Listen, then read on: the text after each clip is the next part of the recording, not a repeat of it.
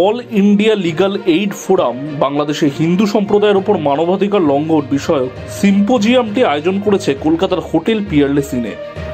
উল্লেখ্য, গত 4 মাস ধরে বাংলাদেশের হিন্দু সম্প্রদায় 2024 সালের আগস্ট মাসে রাজনৈতিক ক্ষমতা পরিবর্তনের পর স্থানীয় গুন্ডাদের দ্বারা যন্ত্রণাদায়ক নির্যাতনের সম্মুখীন হচ্ছে।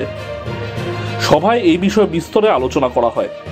এদিন আলোচনা সভায় উপস্থিত ছিলেন অল ইন্ডিয়া ফোরামের মুখপাত্র আইনজীবী জয়দীপ মুখার্জি, বিচারপতি দীপক সাহারা, বিচারপতি CS Karnan, colonel Soumitra Roy, brigadier Debashis Das, colonel Prithviranjan Das, Korea রাষ্ট্রদূত এবং আইনজীবী অশোক দাস অধিকারী, বাংলাদেশ মাইনরিটি ওয়াচের সভাপতি রবীন্দ্র ঘোষ সহ অন্যান্যরা।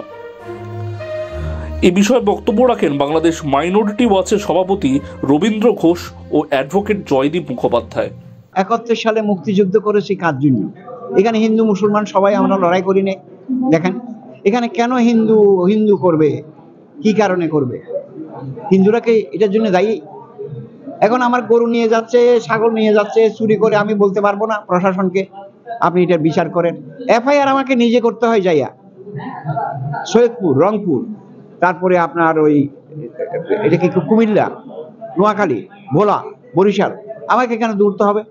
ওরা পারে না, যারা ভিকটিম তারা পারে না, যে FIR করার মতো তাদের সেই মানসিকতা নাই এবং পারে না। তাদেরকে ইয়ে থেকে আপনার থানা থেকে বের করে দেয়।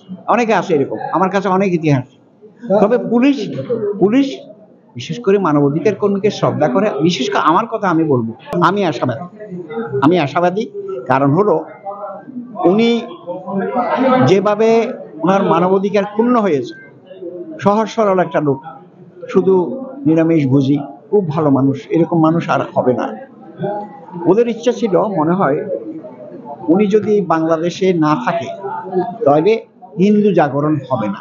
আমি আজকে জিজ্ঞাসা করেছি, ইসকনের প্রভুর কাছে গিয়েছিলাম, বলে যেটা আমরা ঠিক করে নেব। অসম্মান যেটা হয়েছে এগুলো আমরা মনে করি না এটা অসম্মান।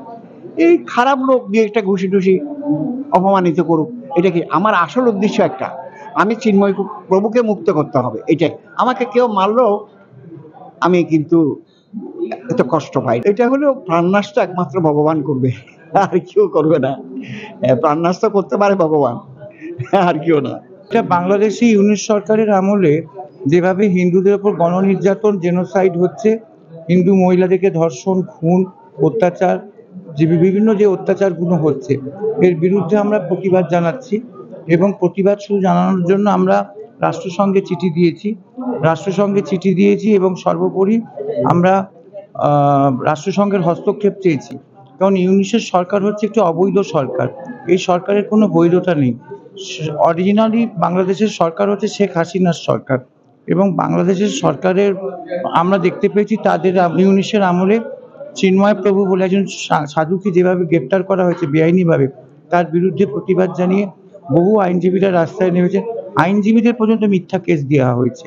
এর বিরুদ্ধে আমরা প্রতিবাদ জানিয়ে আজকে ভারতের কলকাতাতে আমরা বিশাল গণকনভেনশন করলাম, এবং এই কনভেনশনেতে সমস্ত আইনজীবী, বুদ্ধিজীবী, বিচারপতি, আর্মি অফিসার সবাই এখানে উপস্থিত ছিল। ক্যামেরায় অত্রি ব্যানার্জির সাথে কিংশুক চক্রবর্তী, ATN বাংলা, কলকাতা।